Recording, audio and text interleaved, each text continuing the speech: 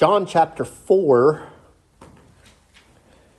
and verse 35 says, "Do you not say, there are still 4 months, and then comes the harvest? Behold, I say to you, lift up your eyes and look at the fields, for they are already white for harvest." The word vision means the ability to see things that are visible. But we also use it to mean the ability to see other things. Vision is the art of seeing things invisible as well. Vision is discernment, it's perception, it's foresight. Who has not heard of a founding father of some community eulogized as a man of vision? We hear that a lot. Without the imagination to visualize worthy goals and the foresight to see how can we accomplish these goals, then very little things of importance are actually achieved. No wind favors the ship unless that ship has a destination port. It has somewhere it is trying to go. In the Lord's work, we have to have an elevated vision of what it's all about. We need goals. We need to know what can be done, and then we need to have objectives as to how do we get those things done.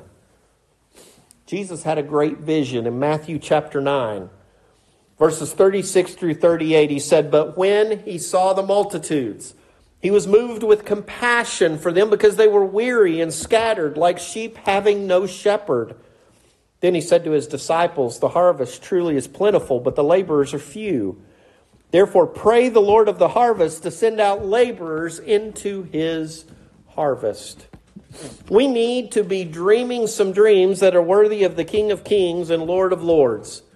What can we do to help elevate and enlarge our vision in the Lord's work? We need to have a vision about what we are trying to accomplish and what are some of the things that we can do. And so this afternoon, I want us to look at this vision that we need to have. When we're looking at the vision, first of all, let's look at 2 ways that our vision can be inadequate. Suppose that there is a man who is driven by the vision of making as much money as possible. He wants to make absolutely as much money as he can possibly make. 2 things may keep him from making that money. One is that he may be limited in the idea of what a lot of money is. So him making a lot of money is dependent upon what he considers to be a lot of money. A lot of money may be different to each and every one of us. To a person who has absolutely nothing, $40 sometimes can be a whole lot of money. As you get further along in life and you tend to have more money in the bank account, then that number changes. What constitutes a lot of money? Well, that can be part of the downfall, is what he thinks a lot of money is. Another one is that he doesn't ever make any plans other than just having the notion, I'm going to make a whole lot of money. He doesn't figure out, how do I do that? What are the steps that I use to get there? How do I go about doing this? If our vision is to teach the gospel to as many people as possible, we can be afflicted by these same shortcomings. We may think too small according to what has been done. Rob Whitaker talked about this when he was here, that so many times we set, very small goals as what we can do. And how he has seen some very small congregations double from evangelism. We can't say this is what we think. Maybe we make that too small. But then also we just think generally about it. We want to bring as many souls to Christ as we can. But we have no plan at all on how to do that. We don't have any goals or vision. Perhaps we keep our vision small because that is safe. It's a no-risk way to avoid the possibility of failure. Well, in any case, we have a vision problem. So those are 2 things that can cause our vision to be inadequate. Now, number 2, the problem of a vision that is too little. What's wrong with a vision that's too small? Well, when we contemplate the Lord's work, we often fail to set our sights high enough. We have limited horizons.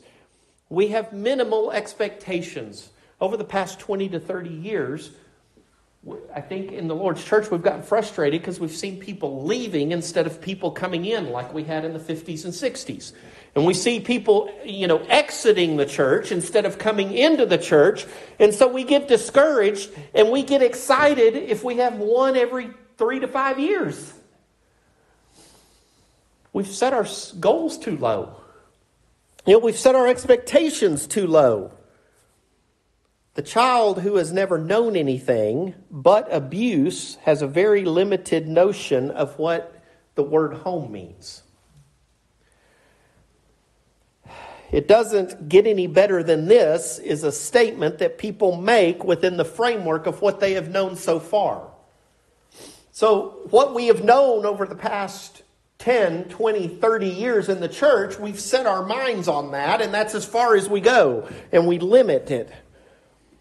Maybe we've been fed such a steady diet of defeatism that we only see problems rather than possibilities. We only see obstacles instead of opportunities. We've been conditioned to see that glass half empty rather than that glass half full. When it comes to opportunity for us to do what we can do, the Lord is capable of opening a great and effective door for us. 1 Corinthians 16, verse 8 and 9, I will tarry in Ephesus until Pentecost, for a great and effective door has been opened to me. And there are many adversaries. We need to look for the doors. So many times we don't look for that opening because we've glazed over and we've stopped trying because we're so defeated. We've got to set our goals in terms of seed sowing, but even in terms of results.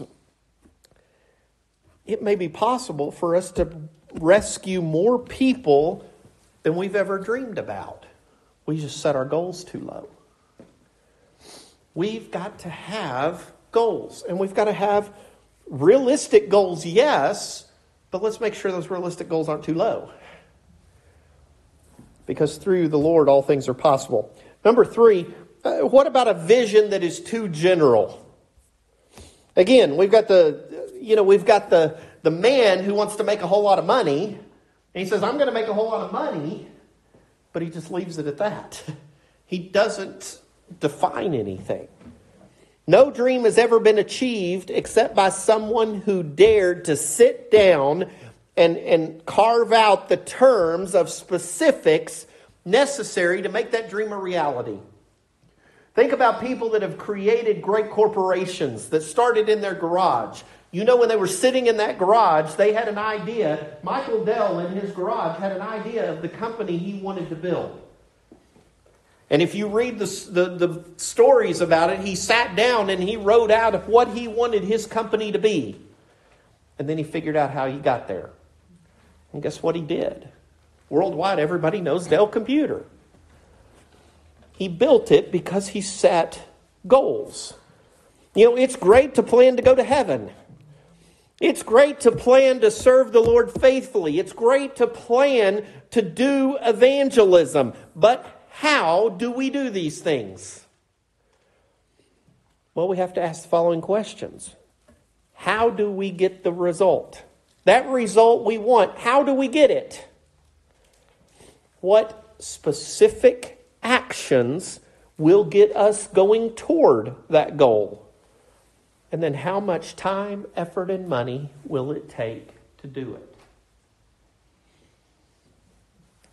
Someone who starts a business, and our family, we like to watch that Restaurant Impossible with Robert Irvine. And it is amazing to me how many people start these restaurants and have absolutely no clue how to get where they want to go.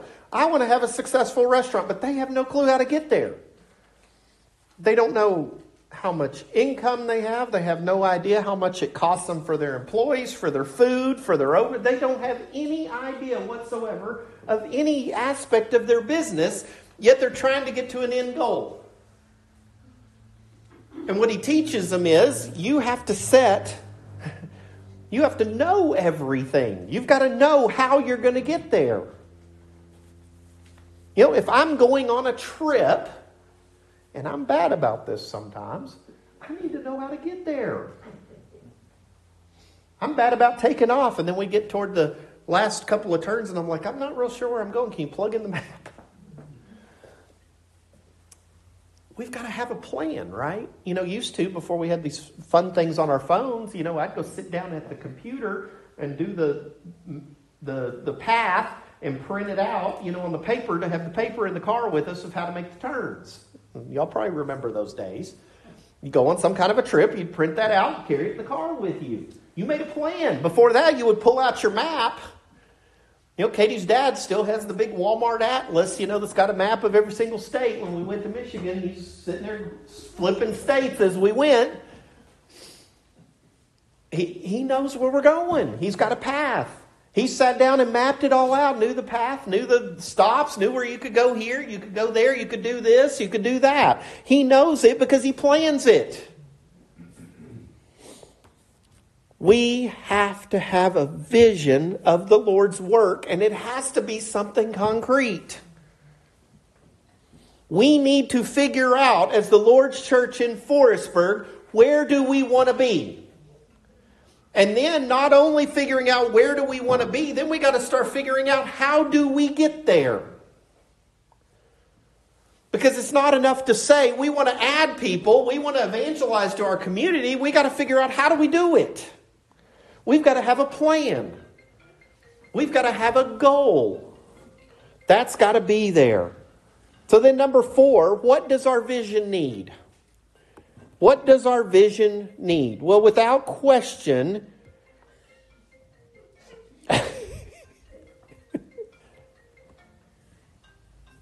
it's okay.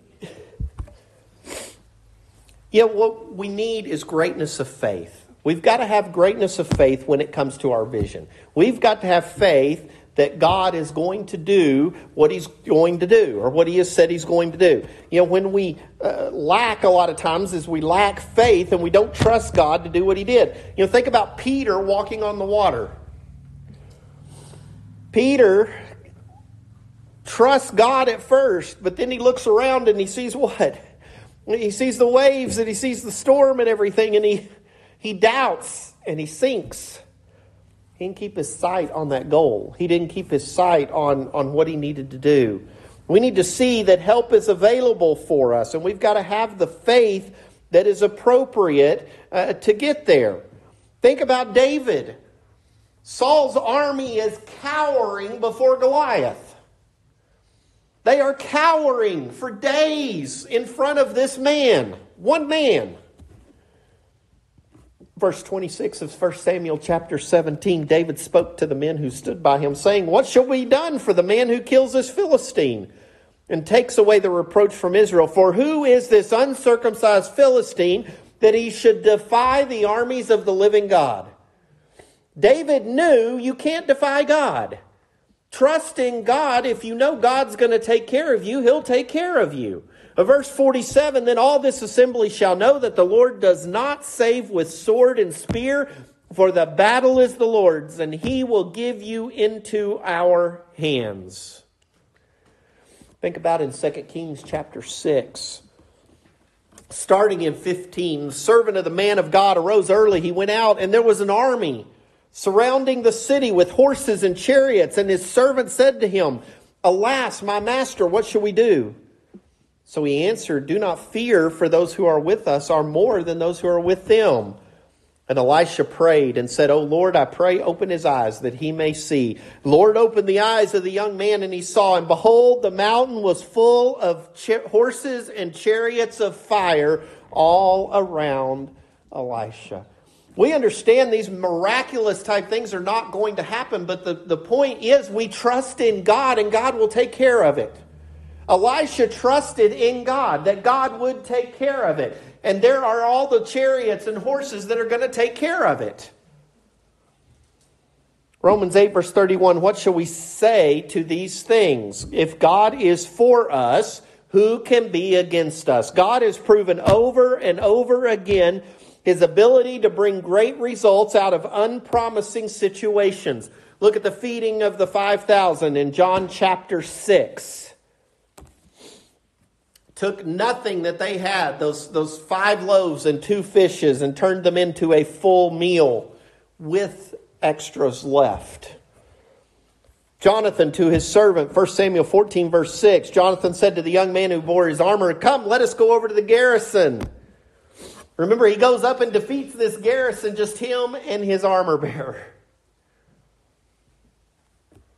Asa prays in 2 Chronicles 14, verse 11. Asa cried out to the Lord his God and said, "Lord, it is nothing for you to help, whether with many or with those who have no power. Help us, O Lord our God, for we rest on you, and in your name we go against this multitude. O Lord, you are our God. Do not let man prevail against you." One of the things Christ said over and over to his followers is, do not be afraid. Matthew 10, verse 28, do not fear those who kill the body, but cannot kill the soul. John 16, verse 33, these things I have spoken to you, that in me you may have peace. In the world you will have tribulation, but be of good cheer. I have overcome the world. 1 John 4, verse 4, you are of God, little children, and have overcome them, because he who is in you is greater than he who is in the world. When it comes to spiritual work, we have got to eliminate whatever is keeping us from having a vision. Maybe that's just the fact that we haven't sat down and come up with one. We've got to have a vision. Where do we want the Forestburg congregation to be the end of this year? Where do we want the Forestburg congregation to be in 5 years? Where do we want this congregation to be in 10 years? And in that period of time, some of you may not be here. And I mean, I say that, whether that be somebody moving, whether that be somebody passing away, whatever the case may be, there are people that will not be here. It may be different people. Do we have people to take over? Do we have people to keep this congregation going? Do we have people to keep this congregation moving? Or do we just do like so many and we lock up the doors and sell the building and move on? Because that's not what we should want. We should have a vision for the Lord's church. This is a community that is growing. You know, we get the new movers. We're getting on average about 10 of those showing up on that list every month. And for a small area like this, 10 new houses or homes or families is a pretty large number for percentage-wise. We get a decent amount of new people moving this direction. As Dallas-Fort Worth keeps growing and growing, more and more people are coming this direction. What does that mean? That means there's potential. That means there's potential for growth. That means we've got people that we have talked to. Well, we're members of the church. We've been out here for a long time. We didn't even realize that congregation was still open. I've heard that comment. I'm hoping the big flashy sign helps. Because I don't think we would have put a flashy sign on a closed congregation. You know, the congregation's here. We need to be active. We need to be doing things. People need to know that we're here. What's our goal? We've got to have a vision. We've got to have a goal. We've got to have goals, and then not just having the goals and the vision, but then we've got to figure out how do we get there. And that's not something that just the preacher does. It's not something just the men do. That's something all of us need to do. You know, talk to the men and tell them ideas you have, things you think that we need to do, maybe places we could go. There's things I want to do. I try to make our gospel meetings, at least one of the 2 gospel meetings a year, evangelistic. Lessons that would be for people in the community to hear. I purposefully try to do that. I try to make one maybe something more for us as a congregation to grow, and I try to make one more evangelistic. There's a rhyme and reason to that. You know, I would really love for us to do a vacation Bible school this summer. I know we don't have a lot of young kids here, but there's a lot of young kids in this community, and I guarantee if we have a vacation Bible school, they'll show up. How do we start teaching the gospel to young people? How do we help spread the gospel in the community? First, we've got to get them here. Maybe it's parents coming to drop off those kids that get that first impression of the congregation. You never know what can come of it. There's things like that we should do. I like us handing out Halloween candy. Why? It shows we're active. It shows we're here doing something. It shows we're part of this community. What are the goals we have? We've got to eliminate whatever is holding us back on a vision. We've got to lay aside every weight. Hebrews 12, verse 1. We've got to get a greater vision. We've got to also have personal involvement in it. Means each and every one of us has to be doing something. It can't just be one or two people. We need to rise up and build, as they said in Nehemiah chapter 2 and verse 18. We can either be a dying congregation, or we can be a congregation that is working, setting goals, and planning to be here 50 years down the road.